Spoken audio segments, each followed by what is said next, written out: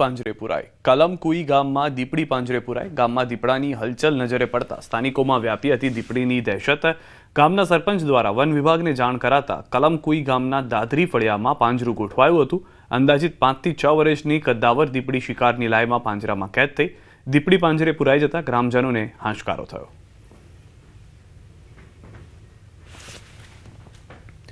જૂનાગઢથી સમાચાર railway track નજીક સિંહ પરિવારના ધામા ગ્રોફેડ વિસ્તાર પાસે 5 સિંહ આવી ચડ્યા।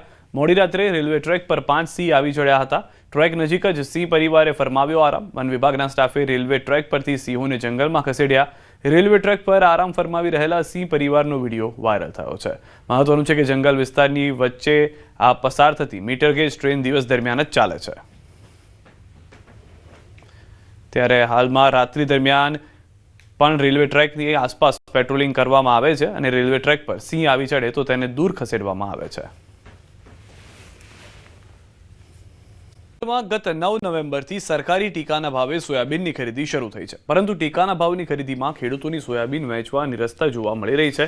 તેની સામે ખેડૂતો જૂનાગઢની માર્કેટિંગ યાર્ડમાં સોયાબીન લઈને આવી પહોંચ્યા છે, જેને લઈ યાર્ડમાં સોયાબીનની આવકમાં વધારો થયો છે। દૈનિક 5 થી 6 હજાર કટ્ટાની આવક રહે છે, ત્યારે છેલ્લા 20 દિવસમાં માર્કેટિંગ યાર્ડમાં 1 લાખ કટ્ટા સોયાબીનની આવક નોંધાઈ છે।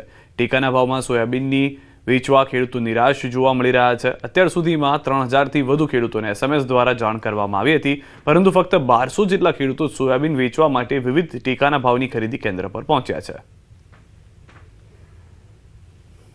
ખાતા ઓનલાઈન કરાવ્યા હોય કે ન કરાવ્યા હોય એ એક વસ્તુ અલગ છે, અને બીજામાં એ કે પૈસા પરબારા અહીંયા આવી જાય હાથ ઉપર, જેવો વેચવી એટલે પરબારો પૈસા આવી જાય। છેલ્લા 20 દિવસમાં જોઈએ તો 1 લાખથી વધુ કટ્ટાની આવક માર્કેટિંગ યાર્ડ જૂનાગઢમાં થઈ છે। સોયાબીનની આવકમાં સતત વધારો થતો જોવા મળે છે। આવકમાં વધારાની સાથે ભાવમાં પણ ઘણો ડિફરન્સ જોવા મળે છે। સોયાબીનમાં હાલમાં જોઈએ તો 850 થી 1000 રૂપિયા જે ગુણવત્તા પ્રમાણે સરેરાશ ગુણવત્તાનો માલ હોય છે એના ભાવ જોવા મળે છે। 20,300 જેવા ખેડૂતોનું નોંધણી થયેલી જિલ્લામાં। થોડું ભાવ ને બધું સારા હોવાથી અમુક ખેડૂતો આવે છે મેસેજ કરવાથી, અમુક નથી આવતા, એટલે અમે લગભગ 3-1000 ઉપર મેસેજ કર્યા આજની તારીખ સુધીમાં, અને એમાંથી બહુ ઓછા ખેડૂતો અમારી પાસે 1200 આસપાસના ખેડૂતો અમારી પાસે। સમાચાર ખંભાળિયા માર્કેટ યાર્ડમાં મગફળીની આવક બંધ કરાઈ છે। મગફળીની આવક વધી જતા નવી આવક બંધ કરાઈ છે। ખંભાળિયા માર્કેટ યાર્ડ પાસે વાહનોની કતાર જોવા મળી। યાર્ડમાં 30,000 કટ્ટા મગફળી આવક હોય અને મગફળી પેન્ડિંગ હોય, જેને લઈ મગફળીની આવક બંધ કરાઈ। નવી જાહેરાત ન થાય ત્યાં સુધી મગફળીની આવક ખંભાળિયા માર્કેટિંગ યાર્ડમાં બંધ કરાઈ છે। ખંભાળિયા માર્કેટ યાર્ડમાં મગફળીની પુષ્કળ આવક થતા જગ્યા ટૂંકી પડી।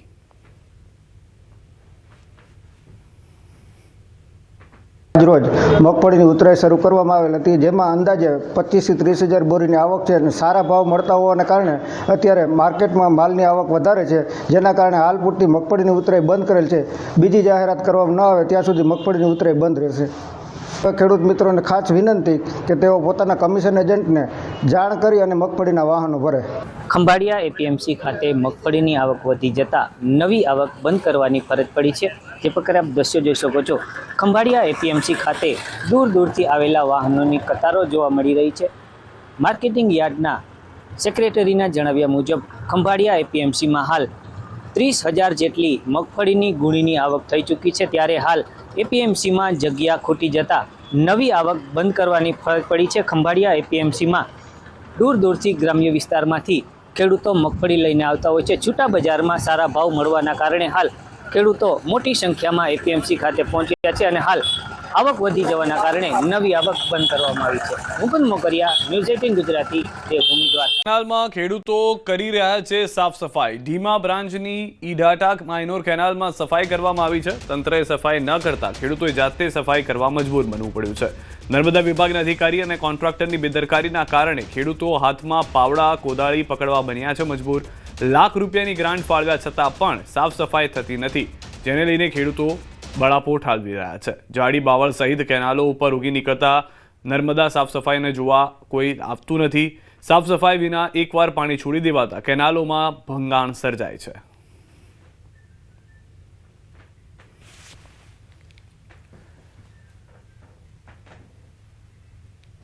હાલ રવિ પાકની સિઝન હોવાને કારણે યુરિયા ખાતરની માંગ વધી છે, ત્યારે ગીર સોમનાથના જિલ્લાના ખેડૂતોને ખાતર માટે રજળપાટ કરવી પડી રહી છે.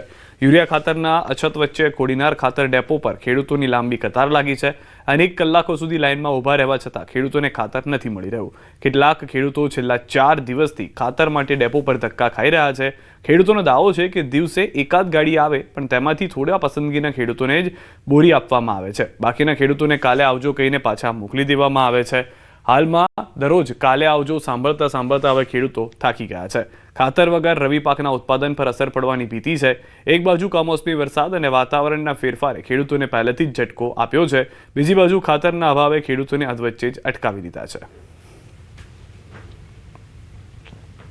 યુરિયા આપે પણ સાહેબ એનું રિઝલ્ટ નથી આવતું, અને એમાંય માણસ દાડીઓ કરવો ને એ પછી દાડીઓ જેમ તેમ સાટે ને એ કાંઈ રિઝલ્ટ આવે કે ન આવે. અમને આ ટેવ પડી ગઈ કાયમી માટેની, એટલે આની એના ગળે ઉતરતું નથી ખાતર વગેરે. 3 દિવસે આવીએ, શુક્રવારને દી આવ્યા, શનિવારને દી આવ્યા, રવિવારને દી આવ્યા. રવિવારને દી આ લોકો કે અમે ખાતર આપ્યું. 2 વાગ્યા લાગી અહીંયા રોકાણા, ગાડીઓ ખાલી થયું, પછી કંઈ નથી દેવાનું. પછી પાછા 2 વાગ્યા પછી અમે ઘેર ગયા, પાછા સવારના 3-4 વાગ્યાને આવ્યા, તે 7 વાગ્યાનો અહીં ઊભો છે લાઈનમાં. ઘઉંમાં પાણી અત્યારે બંધ કરી મોટરને એકલા હાથ મારે આવવું પડે. ઘઉં મોટા થઈ ગયા, એને ખાતર નથી મળતું, અને ખાતર વિનાનું પાણી પવાતું નથી. શું કરવું? અમારો પાક નિષ્ફળ જશે. 4 દિવસથી ધક્કા ખાઈએ. રવિ પાકની સિઝન છે વધારે, એટલે દર વર્ષે તકલીફ તો રહેવાની છે થોડીક યુરિયા. આ 2-3 તાલુકા લાગે છે ને કોડીનાર કેન્દ્ર બિંદુ છે, એટલા માટે થઈને વધારે થોડીક શોર્ટેજ છે. ખેડૂતોને બધાને ટૂંકમાં જરૂરિયાત કરતા પણ વધારે લેસ, બરોબર. દાખલા તરીકે જેને 10 ની જરૂરિયાત છે તો 20 યુરિયા લેસ, બરોબર. એટલા માટે થોડીક શોર્ટેજ વધારે દેખાય, બાકી પૂરતા પ્રમાણમાં ખાતર તો છે જ. છેલ્લા ઘણા દિવસોથી ગીર સોમનાથ જિલ્લાની અંદર યુરિયા ખાતરની ભારે અછત છે તે સર્જાઈ રહી છે, અને વારંવાર ખેડૂતો છે તે પોતે લાંબી કતારોમાં ઉભા રહે છે. જ્યારે કોડીનાર, સૂત્રાપાડા કે વેરાવળ તમામ જગ્યાએ જ્યારે યુરિયા ખાતરની ગાડી આવતી હોય છે ત્યારે ખેડૂતોની લાંબી કતારો લાગતી હોય છે, જોઈ શકાય છે. જે પ્રમાણે આ છેલ્લા વહેલી સવારથી જ ખેડૂતો છે તે લાંબી કતારોમાં ઉભા છે. ખેડૂતોનું કહેવું છે કે રોજબરોજ ખેડૂતો ધક્કા ખાઈ રહ્યા છે, પરંતુ તેઓના ભાગમાં ક્યાંક ને ક્યાંક ખાતર છે તે નથી આવી રહ્યું. જોકે એક પ્રકારે કહી શકાય કે હાલ ગીર સોમનાથ જિલ્લાની અંદર ઘઉં, બાજરી સહિતના જે ખેડૂતોએ શિયાળુ પાકનું વાવેતર કર્યું છે, અને આ પાકની અંદર યુરિયા ખાતરની મોટા પ્રમાણમાં જરૂરિયાત હોય ત્યારે ખેડૂતો છે તે હાલ રઝળી રહ્યા છે, અને ખેડૂતો સરકાર પાસે આશા રાખી રહ્યા છે કે સરકારશ્રી ખેડૂતોને વહેલી તકે યુરિયા ખાતરની અછત છે તે ન સર્જાય અને પૂરતા પ્રમાણમાં જથ્થો મળી રહે, જેથી કરીને ખેડૂતો છે તેઓને રઝળપાટ ન કરવી પડે. દિનેશ સોલંકી, ન્યૂઝ 18 ગુજરાતી, ગીર સોમનાથ. વાવથરા જિલ્લાના મુખ્ય મથક થરાદમાં યુરિયા ખાતર માટે લાંબી લાઈનો જોવા મળી રહી છે. વહેલી સવારથી જ ખેડૂતો ખાતર માટે કતારો લગાવી ઊભા રહે છે, છતાં પણ તેમને પૂરતા યુરિયા ખાતર ન મળતા ખેડૂતો મુશ્કેલીમાં મુકાયા. હાલ ખેડૂતો માટે પાક બચાવવું પણ મુશ્કેલ બન્યું છે, જેથી તાત્કાલિક ખાતરનો જથ્થો સરકાર દ્વારા પૂરો પાડવા માટે ખેડૂતો માંગ કરી રહ્યા છે. અમારે 2 મહિનાની ખાતરની તંગી છે, ખૂબ બેઠું પડે ખૂબ આવે, પછી એમાં ધોન થતો નથી કચવી. અને કોઈ બીજા બધા શેઠ આવી ઉભા અને પૂછ્યા તરછા ઉભા હતા 2 મહિનેથી. સવારના 4 વાગ્યાથી કરી અને વહેલા મહિલાઓ અને આદમી બધા લાઈનની અંદર માટે ખાતરની સમસ્યા છે. ખાતર મળતો નથી અને ખાતરની પૂરેપૂરી તકલીફ હાલની તારીખમાં. માયનોર કેનાલમાં ગાબડું પડતા ખેતરો પાણી થઈ ગયા છે. કડીના ફુલેત્રા ગામ નજીક કેનાલમાં ભંગાણ. ગામ નજીક પસાર થતી માયનોર કેનાલમાં ગાબડું પડતા 100 થી વધુ વીઘા ખેતરોમાં પાણી ફરી વળ્યા છે. મોંઘા ભાવના વાવેલા બિયારણની નુકસાનીનો દાવો છે. ઘઉં, બાજરી, ભીંડા સહિતના વાવેતરને નુકસાન થયું છે. નુકસાનીનું વળતર ચૂકવવાની ખેડૂતોની માંગણી છે. હાલમાં ખેડૂતો નુકસાનીનું વળતર ચૂકવાય તેવી માંગણી કરી રહ્યા છે. કેનાલમાં ગાબડું પડવાને કારણે 100 વીઘા જેટલી જમીન પર પાણી ફરી વળ્યા છે.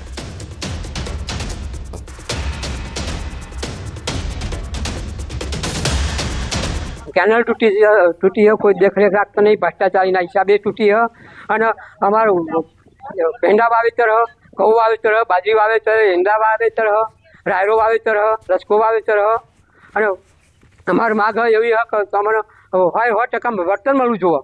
ફુલેત્રા જે માયનોર કેનાલ અગોલ શાખાની કેનાલ રહી, એમાં મોટું 15 થી 20 ફૂટ જેટલું ગાબડું પડી ગયું છે.